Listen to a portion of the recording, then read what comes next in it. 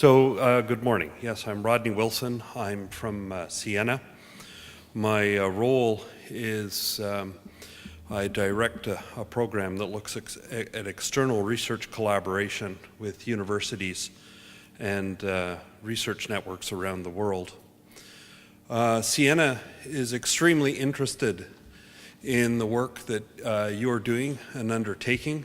It's been our pleasure and privilege to sponsor this meeting and contribute to this Congress and these important discussions.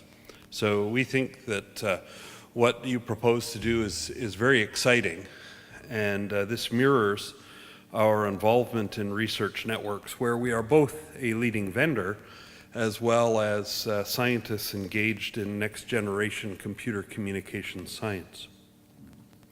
I am based in Ottawa, Canada, which is where Ciena's main research and development lab. This is not our research and development lab, this is my home. And as you can see, I have lots of snow and ice piled up, and my little Christmas fairy lights are out. So you have no idea how pleased I am to take a break from the snow and ice and visit you here. Now, I understand that much of the Middle East is complaining about unusually cold temperatures this year. Within 4 weeks, I will have experienced minus 30 temperatures. So you ain't seen nothing yet. However, my topic is actually talking about capacity, and capacity beyond what you need today. But there are countless slides that show the growth of traffic. This particular analysis was championed by our colleagues at Cisco that looked at some of the routing traffic, and when they projected the growth, the conclusion was that the traffic we see today on our networks won't be much more than a rounding error. The volume of traffic in the future will so outpace anything that we can imagine today that people involved in high-performance networks for supercomputing and for research will have to plan for these capacities. And so part of my challenge here to you today is, while we're focused on establishing some base level connectivity with both within and between Arab states, future capacity is something that you have to keep in the back of your minds. Now, my presentation is going to focus a little bit on the technology and how we do this. My previous colleagues here have highlighted a number of things, and quite by design, you heard about the mission as described from Internet 2. You've heard about some of the collaboration and events that have happened around Terina over the past couple of years. You've heard about the fiber infrastructure and things that are happening there. And from me, you'll hear about the capacity and how we can ignite some of this next generation technology. And I think we've all referenced the drivers behind this and what it is we find in NRENs. So my talk is going to look at requirements for next generation high capacity long reach networks. To achieve this, there are about 6 things that you need to take into consideration. Control software, multi-layer software-defined networking, photonic switching, wavelength selective switching, so you can make good use of the infrastructure that you have. Optical edge and access. So, of course, getting onto these optical superhighways is a huge challenge. Optical reach is the distance that you can travel. The efficient use of available spectrum means both good economics as well as good electronics, and programmability within these networks. Now, I'm not going to talk about all these 6 things. I'm going to talk about the last 3 and some of the technologies that I specialize in, that Ciena specializes in, although our products and our solutions offer all these. So the first thing I'll talk about is reach. Reach is very important in optical transmission and also in ladders. So we're going to achieve some trade-offs between reach and capacity. More technically, spectral efficiency is ultimately limited by the optical signal-to-noise ratio. And this is a classic curve. The green line is known as Shannon's limit. It's a theoretical limit that says basically when the noise gets really loud, you can't distinguish the noise from the signal. And so the mathematics behind this have created a curve that basically said when you can't distinguish noise from the signal, you cannot communicate. So that's why it's not possible above the line. Below the line is actually the history of some different modulation techniques. These techniques actually started way back in the early days of telecommunications. We were having a conversation yesterday about modems and 1200 bit per second modems and the like. And of course they were modulators and demodulators, and they were expert at taking a digital signal and fitting it within an optical spectrum. We've borrowed some of the same technologies. In fact, some of our products, we talk about them as being optical modems.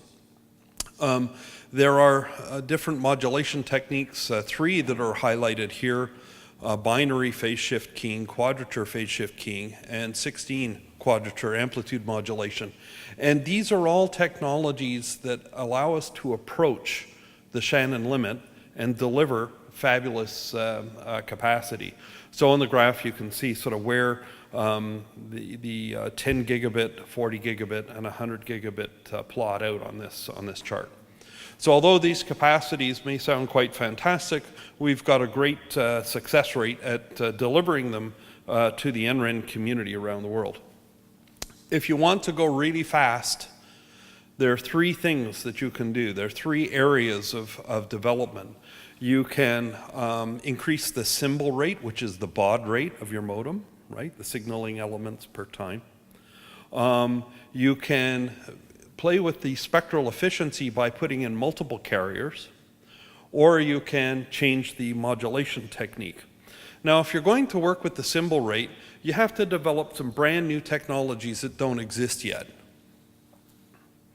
If you want to play with the carrier technique, you need some new techniques, but primarily accelerated hardware. So you need computers with digital signal processing and much faster computational power. And if you're going to play with different constellations and send multiple carriers, you need a little bit of both, and you do it at the trade-off of distance. So if you increase the number of constellations, the number of signal elements that you're transporting, you can't go quite as far. So there's always a trade-off between capacity and balance. And that's what we try and strike with some of our technologies. So there are basically 4 technologies that I'll talk about. The first one is programmable modulation. So using digital signal processing on the transmit side allows the chipset to support many different modulation techniques. We used to do sort of single bake products. You'd have one that would just be a two constellation pattern, a binary system as you see here, and then you'd have a different version for Quadrature. But programmability allows you to select the modulation technique that you want. So you might need very far reach and not so fast, so you could start with a binary system, and as capacity grows, you could use this exact system, but set it up differently. So this allows you to optimize or tune for both capacity and reach. The second technology is embedded intelligence. So if you're going to play around with these different modulation techniques, you want the system to be very smart and very self-detecting. If you reroute a fiber or if you change the modulation technique, it's not practical to dispatch repair people or technicians. And so you need a smart system with enabled intelligence to accommodate those changes. And at the same time, if you can get some real-time reporting and system optimization statistics, that would be very helpful. If there was a break and you could determine very quickly where the break in the fiber was, that would restore the service much faster. and it would also give you the ability to operate over any type of fiber. There are two more technologies that are key. One of them is forward error correction. Now, forward error correction is a statistical mechanism that's used to calculate the probability of errors. And if you can calculate the probability of errors, you can program an algorithm to correct for those errors. What we've engineered is a system called soft decision forward error correcting, because as you change the different modulation techniques, you also have to tune the forward error corrector. And so by creating a flexible forward error correction system, you can improve the reach of the fiber. So it's a very important technology for getting the distance back as you increase the speed. And finally, spectral shaping. And this has to do with the way you tune the capacity of the network. And the little chart at the bottom that shows all the camel humps, that's a typical signal without any spectral shaping. All that humps on the left and right of the red bars is lost energy. It's a waste of optical energy, and it is actually a signal degradation. By employing spectral shaping, you're able to put all your energy into the center carrier, the main information payload, and remove this noise and energy on the side. So spectral shaping is another key technology that gives you distance. So if you put all this together, you're able to go very high speeds. So if you were going to go 100 gigabits per second, and Eve was talking about this on some of the submarine systems, you'd set up something like this.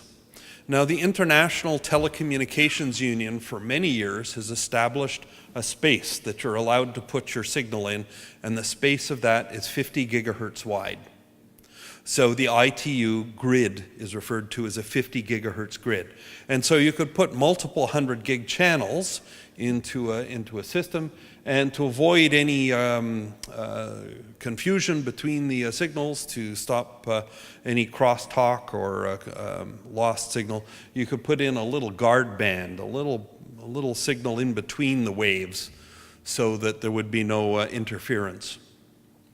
So this is called the fixed grid system. Each channel is 50 gigahertz wide. If you use this, you can achieve speeds of 100 gigabits, but when you start to approach speeds beyond that, if you want to double it, it doesn't fit within a 50 gigahertz system. This isn't a problem. You just use 100 gig, right? You put two signals down the line, you take twice as much capacity. What's the trick of that? What we're trying to do is increase the spectral efficiency, increase the economics and the value of the system for our customers.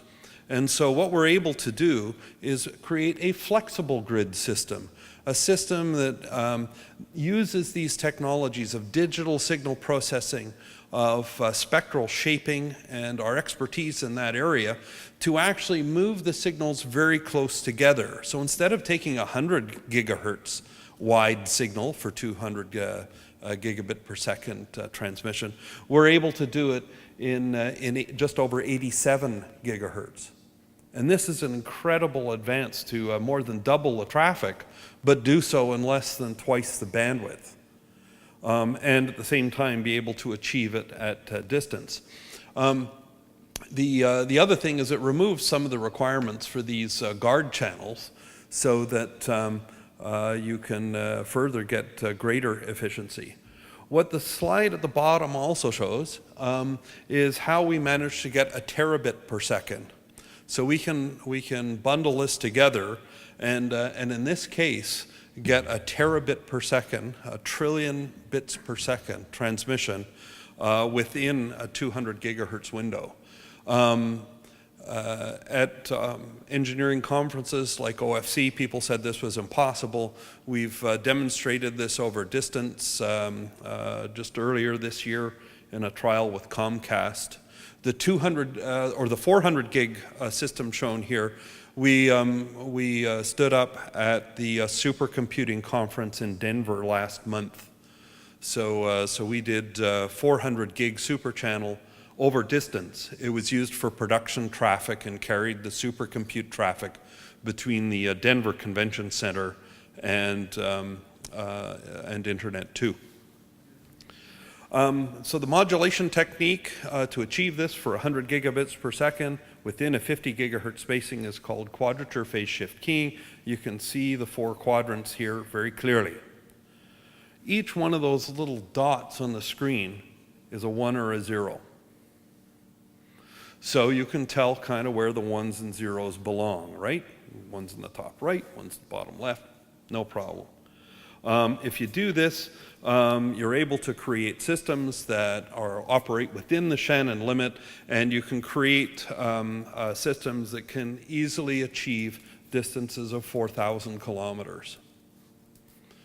So 100 gigabits per second, 4,000 kilometers. There's some calculations here that say 21 dB per 80 kilometer span, which is kind of a standard.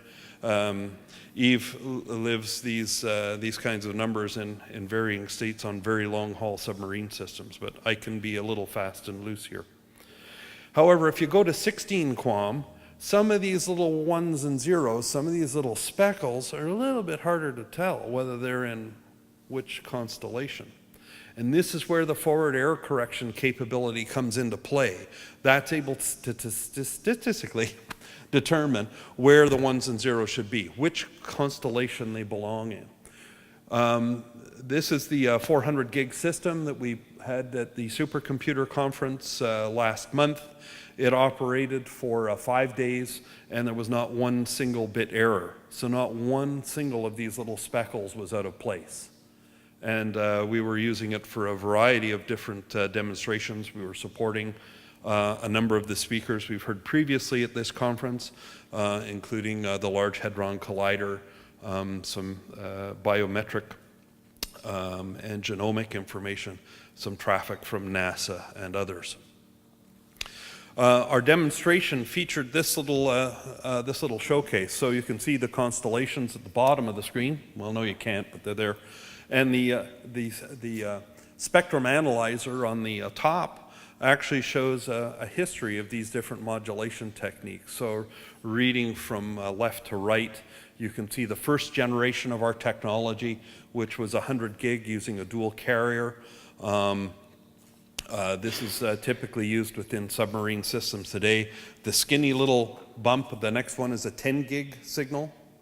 The one after that is 100 gig long haul, and then the large wave at the end on the left is the 400 gig super channel. Eve has already spoken about this, so it's nice to see our presentations neatly dovetail together as if it was one big cohesive family. Tata and Ciena were asked to collaborate with the NREN community to create this advanced North Atlantic test bed, which was stood up at Terina, John's event. So you can see that we're all represented here on this one slide, which is why Eve and I are both so proud to use it, right? We also talk about the Glyph. The Glyph is one of the international bodies. This is the world map, and Eve has already shown the Middle Eastern map. These maps are not eye candy as I'm using them here. They're actually planning tools. And so if you go to glyph.is, you can pull up this information in extremely high resolution. And of course, the Glyph as an organization is one that allows collaboration between scientists on a global scale. The last point on my agenda slide was the benefit of having a flexible transceiver.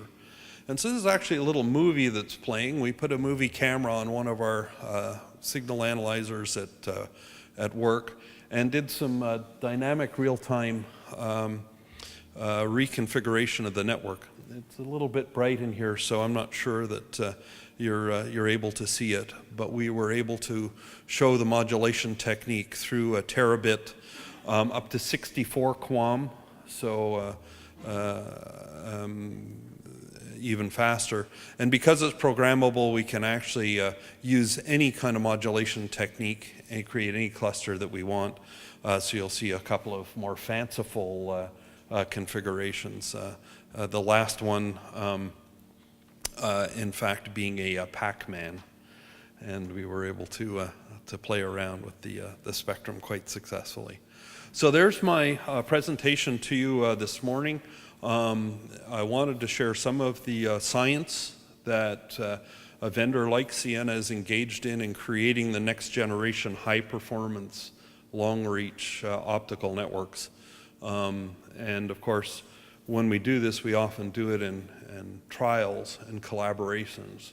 And we are very keen to use research networks as a vehicle for a dynamic test bed trial or demonstration. We already spoke about that. That was the architecture for the 400 gig trial. So that's my presentation to you this morning. Thank you.